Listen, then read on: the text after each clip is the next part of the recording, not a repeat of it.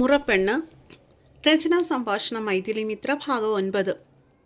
എടി, നീയൊന്ന് സമാധാനപ്പെട്ട് ചുമ്മു. ഇതിപ്പോൾ ഇന്നോ നാളെ ഒന്നും അല്ലല്ലോ നിന്റെ കല്യാണം. 6 മാസം നമ്മുടെ മുന്നിലിങ്ങനെ കിടക്കുമല്ലേ. എന്തേലും വഴിയുണ്ടാക്കാം. തറവാട് മുറ്റത്തെ മാവിൻ ചൂട്ടിലിരിക്കുന്നവളുടെ ഇടതും വലതുമായി അച്ചുവും വിവേകും ഇരുന്നു. അനുവും വിപിനും പങ്കും അവരുടെ കൂട്ടത്തിലുണ്ടായിരുന്നു. നാരായണിയമ്മയുടെ വാക്കുകൾ കേട്ടതിൻ്റെ ആഘാതത്തിലായിരുന്നു പെണ്ണപ്പോഴും. എടി ചുമ്മു, എനിക്ക് കാർത്തിയെ ഇഷ്ടമാണെന്ന് പറഞ്ഞിട്ട് കൂടി അച്ഛമ്മ എന്നെ ഇതിൽ നിന്ന് ഒഴിവാക്കിയോ? ഇല്ലല്ലോ. എനിക്ക് ഇപ്പം നിൻ്റെ അതേ അവസ്ഥ തന്നെയല്ലേ? അനിരുദ്ധ് അവളുടെ സങ്കടം അറിഞ്ഞെന്ന മട്ടിൽ പെണ്ണിനെ ആശ്വസിപ്പിക്കാൻ ശ്രമിച്ചു. എൻ്റെ അനിയേട്ടാ, ഏട്ടൻ്റെ പ്രണയം എനിക്കറിയാവുന്ന കാര്യം അമ്പൂറ്റിയമ്മയ്ക്ക് അറിയത്തില്ലേ? അപ്പോൾ പിന്നെ ഞാൻ ഏട്ടനെ തിരഞ്ഞെടുക്കുമെന്ന് ആരും കരുതില്ലല്ലോ. ചുമ്മു എനിക്കുള്ള മറുപടി നൽകി. ഇതിപ്പോൾ ആകെപ്പാടെ ഇടങ്ങേറായല്ലോ. ഒരാളുടെ ഇഷ്ടമില്ലാതെ അവരുടെ കല്യാണം നടത്തുക എന്നൊക്കെ പറഞ്ഞ് കേസ് കൊടുത്ത അഴിയണമെന്ന വകുപ്പാണ്. വിവേകാണത് പറഞ്ഞത്. ചുമ്മുവിൻ്റെ സങ്കടം അവനെ അത്രമേൽ തളർത്തുന്നുണ്ടായിരുന്നു. ഈ വീട്ടിൽ ആർക്കാണ് അതിനുള്ള ധൈര്യമുള്ളത്? മേലെടുത്ത നാരായണിയമ്മയുടെ വാക്കിനെതിര് പറയുവാൻ സ്വന്തം മക്കൾക്ക് പോലും പേടിയാ. പിന്നെ ആ കൊച്ചുമക്കൾക്ക്. ദേണ്ടേ, ഇവള് പറഞ്ഞിട്ട് പോലും അച്ചമ്മയൊന്ന് കേട്ടോ? ചുമ്മുവിൻ്റെ നേർക്ക് വിരൽ ചൂണ്ടിക്കാട്ടിയിട്ട് അച്ചു കൂട്ടിച്ചേർത്തു. ഇനിയുണ്ട് 6 മാസം കൂടി. അതാണ് എൻ്റെ ഒരു ആശ്വാസം.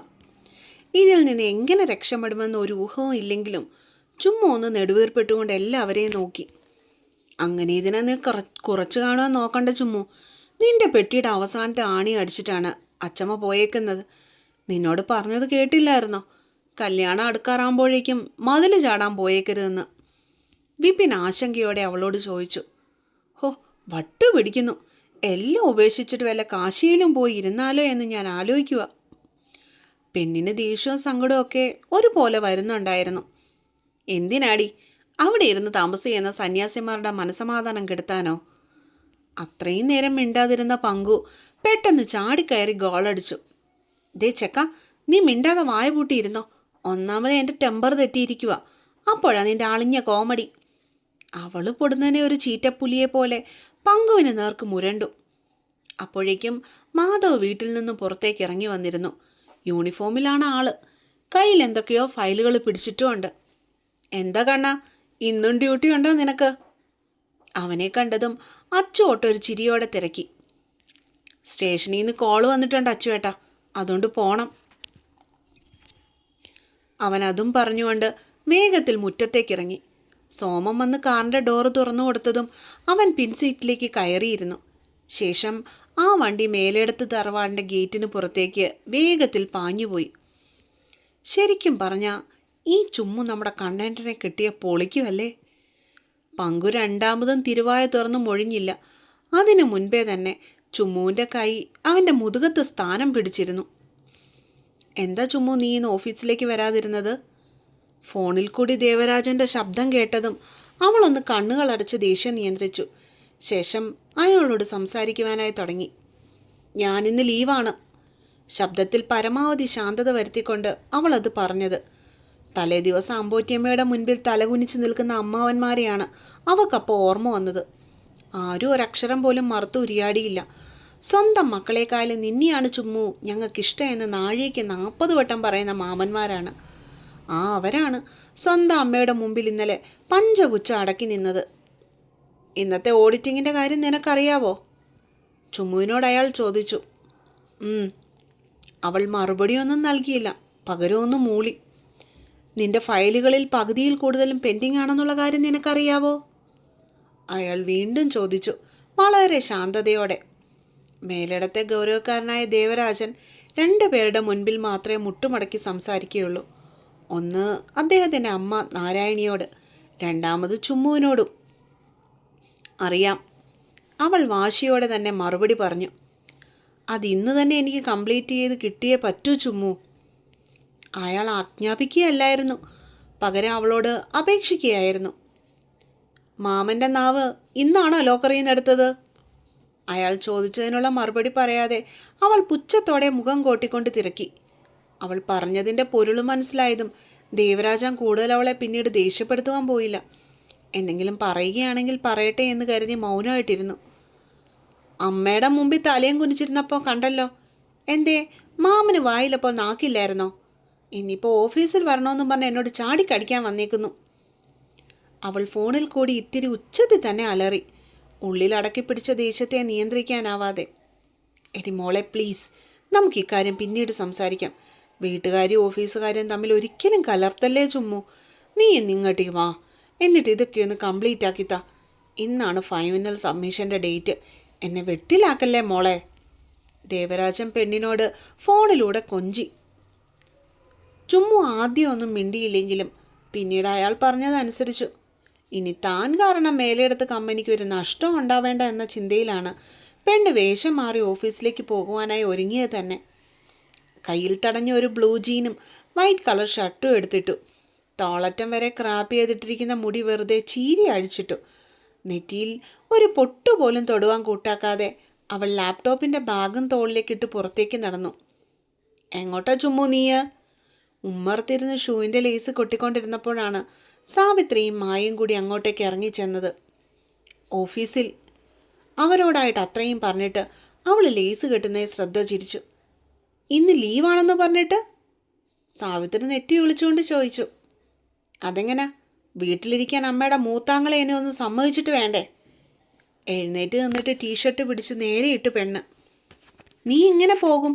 പങ്കു നിന്റെ ബൈക്ക് കൊണ്ടുപോയില്ലേ? മായമ്മക്ക് ആദ്യം. കിച്ചുമാമൻ്റെ ശകട ഇവിടെ ഇരിപ്പുണ്ടല്ലോ. ചുണ്ടു കൂർപ്പിച്ച് ചാടി തുള്ളി മുറ്റത്തേക്ക് ഇറങ്ങി പെണ്ണ്. വിശാലമായ മുറ്റത്തിൻ്റെ ഒരു സൈഡിലായി പാർക്കിംഗ് ചെയ്തു വെച്ചിരിക്കുന്ന 3-4 വാഹനങ്ങൾക്കിടയിൽ നിന്നും കവറുകൊണ്ട് മൂടി വെച്ചിരിക്കുന്ന വണ്ടിയുടെ നേർക്ക് ചുമ്മു നടന്നു. പോവാ മുത്തേ. മൂടി മാറ്റിയിട്ട് അതിനു മുകളിലേക്ക് പെണ്ണ് കയറിയിരുന്നു. ജാവ 42 ബോബർ. കൃഷ്ണദാസ് ഒരിക്കൽ ഇഷ്ടപ്പെട്ട് വാങ്ങിയ വണ്ടിയാണ്.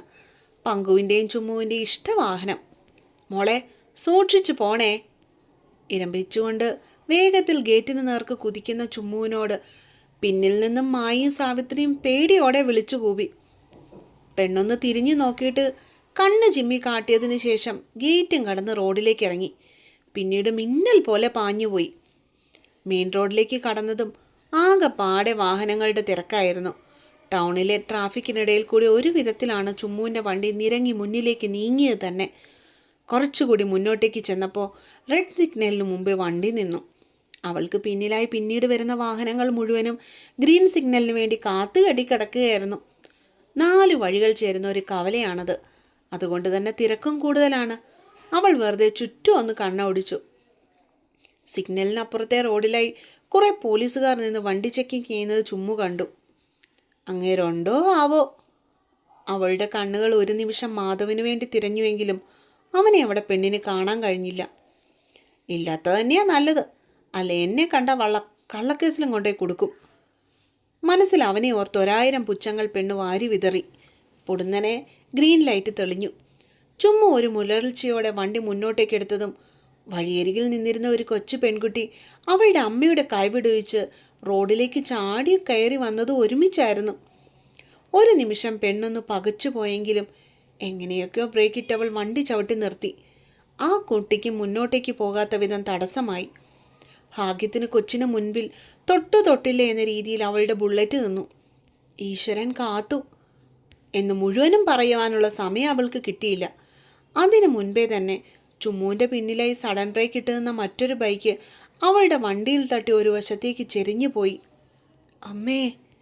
ഹെൽമെറ്റ് വെച്ചൊരു ചെറുപ്പക്കാരൻ ബൈക്കിന് മുകളിൽ നിന്നും പൊടുന്നതിനെ റോഡിലേക്ക് മറിഞ്ഞു വീണു. പിന്നിലായി വന്ന വണ്ടികളൊക്കെ അത് കണ്ടതും പെട്ടെന്ന് സൈഡ് ഒതുക്കി. ആകെപ്പാടെ അവിടെ ഒരു ബഹളം കൊണ്ട് നിറഞ്ഞു. ആൾക്കാർ അവരുടെ ചുറ്റിനുമായി ഓടിക്കൂടി. അപ്പുറത്ത് വാഹന പരിശോധന നടത്തിക്കൊണ്ടിരുന്ന 3 പോലീസുകാരും. വീണുകിടക്കുന്ന ചെറുപ്പക്കാരനെ എല്ലാവരും കൂടി പിടിച്ചെഴുന്നേൽപ്പിച്ചു. അയാളുടെ ബൈക്കും പിടിച്ചുയർത്തി സ്റ്റാൻഡിലെടുത്തു വെച്ചു.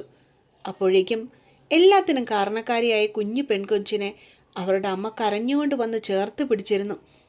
ആദ്യത്തെ ഒരു പകപ്പ് കഴിഞ്ഞതും ചുമ്മാ വണ്ടി സ്റ്റാൻഡിലിട്ട് അതിൽ നിന്നും ചാടിയിറങ്ങി ആ ചെറുപ്പക്കാരൻ്റെ അരികിലേക്ക് ധൃതിയിൽ ചെന്നു. എന്തേലും പറ്റിയോ? അവൾ ആശങ്കയോടെ തിരക്കി. Hey, it's okay, I'm fine. ഹെൽമെറ്റിൽ നിന്നും ഗാംഭീര്യത്തോടു കൂടിയുള്ള ഒരൊച്ച പുറത്തേക്ക് വന്നു. അയ്യോ, കൈ മുറിഞ്ഞല്ലോ. അവളുടെ അയാളുടെ വലത്ത് കൈപ്പത്തിയുടെ മുകൾ ഭാഗം ഉരഞ്ഞു തൊലി പോയി അവിടെ നിന്നും ചെറിയ രീതിയിൽ ചോര വരുന്നുണ്ടായിരുന്നു. അവൾ തൻ്റെ ജീൻ്റെ പോക്കറ്റിൽ നിന്ന് കർച്ചീഫ് എടുത്ത് അയാളുടെ മുറിവിന് മുകളിലേക്ക് വെച്ചു കൊടുത്തു. ഡോൺ വറിയാർ, കൈ ചെറുതായിട്ടൊന്ന് ഉറഞ്ഞിട്ടേ ഉള്ളൂ. അപ്പോഴേക്കും ആ ചെറുപ്പക്കാരൻ അയാളുടെ ഹെൽമറ്റ് ഊരി മാറ്റിയിരുന്നു. ചുമ്മാ അവനെ ഒന്ന് പാളി നോക്കി. വെളുത്ത് സുമുഖനായ ഒരു 30 വയസ്സുകാരൻ, ഏകദേശം 6 അടിയോളം പൊക്കം വരും. ബ്ലാക്ക് ജീനും യെല്ലോ ടീഷർട്ടും അതിന് മുകളിലായി ഒരു ബ്ലാക്ക് ജാക്കറ്റുമാണ് ആളിൻ്റെ വേഷം. നെറ്റിയിലായി വീണ് കിടക്കുന്ന അവൻ്റെ സിൽക്ക് പോലെയുള്ള മുടിയിഴകൾക്ക് പോലും വല്ലാത്തൊരു ഭംഗിയുണ്ടായിരുന്നു. എങ്കിലും ഏറ്റവും കൂടുതൽ അവളെ ആകർഷിച്ചത് അയാളുടെ പൂച്ചക്കണ്ണുകളായിരുന്നു. ചുമ്മാ ആ കണ്ണുകളിൽ ഒരു നിമിഷം കുടുങ്ങിക്കിടന്നു. എന്താ എന്താ ഇവിടെ? പരിചിതമായൊരു ശബ്ദമാണ് ചുമ്മുവിനെ അവനിൽ നിന്നും കണ്ണുകൾ വേർപെടുത്തിയെടുക്കാൻ തോന്നിപ്പിച്ചത്. ഓ, വന്നോ? അങ്ങോട്ടേക്ക് വന്ന മാധവിനെയും അയാളുടെ കൂടെയുള്ള അസിസ്റ്റന്റുമാരെയും കണ്ടപ്പോഴേക്കും ചുമ്മു പുച്ഛത്തോടെ മനസ്സിൽ പെറുപെറുത്തു. സർ, വണ്ടി ഒന്ന് സ്കിഡായി. വീണ ചെറുപ്പക്കാരൻ പെട്ടെന്ന് ചാടിക്കയറി പറഞ്ഞു. എങ്ങനെ? അവിടെ നിന്ന് ചുമ്മുവിനെ ആശങ്കയോടെ നോക്കിയാണ് മാധവ് ചോദിച്ചത് തന്നെ. അത് പിന്നെ ഈ കുട്ടി പെട്ടെന്ന് സഡൻ ബ്രേക്ക് ഇട്ടപ്പോൾ എൻ്റെ വണ്ടി ഇയാളുടെ ബൈക്കിന് പിന്നിൽ ചെറുതായി ഒന്ന് ഇടിച്ചു മറിഞ്ഞു.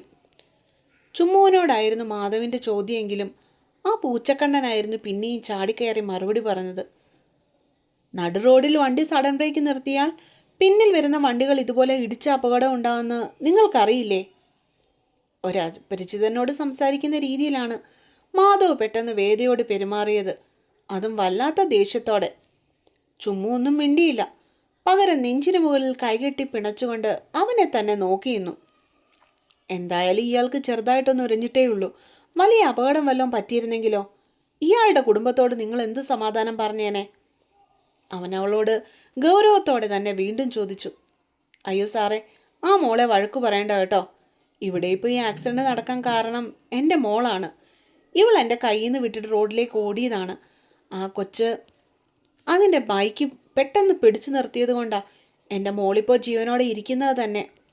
അപ്പോഴേക്കും വണ്ടിയുടെ കുറുകെ ചാടിയ പെങ്കൊച്ചുമായി അവളുടെ അമ്മ അങ്ങോട്ടേക്ക് ചെന്നിരുന്നു. കാര്യങ്ങൾ അറിഞ്ഞതും മാധവ് ഒന്ന് മൂളിക്കൊണ്ട് ചുമ്മുവിനെ ഒന്നുകൂടി ഉറ്റുനോക്കി. നിങ്ങളുടെ പേരെന്താണ്? നിങ്ങൾക്ക് എന്തെങ്കിലും കംപ്ലൈൻ്റ് ഉണ്ടോ? മാധവ് തിരിഞ്ഞു നിന്നുകൊണ്ട് ആ പൂച്ചക്കണ്ണിനോട് തിരക്കി. എൻ്റെ പേര് ഭൈരവ്.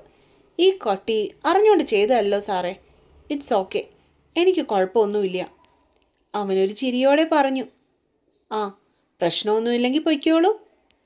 Thank you sir. കൈ ഒന്ന് കുടഞ്ഞിട്ട് ഭൈരവ് വണ്ടിയെടുത്ത് മുന്നോട്ടേക്ക് പായിച്ചു. നീ ഇങ്ങോട്ടേക്ക് സൈഡിലേക്ക് മാറി നിൽക്ക്. സോമൻചേട്ടാ, ബാക്കിയുള്ള വണ്ടികളൊക്കെ ഒന്ന് ക്ലിയർ ആക്കി വിട്. ആദ്യം ചുമ്മുവിനെ നോക്കിയും പിന്നീട് പിന്നിൽ നിൽക്കുന്ന കോൺസ്റ്റബിളിനെ നോക്കിയും അവൻ നിർദ്ദേശിച്ചു.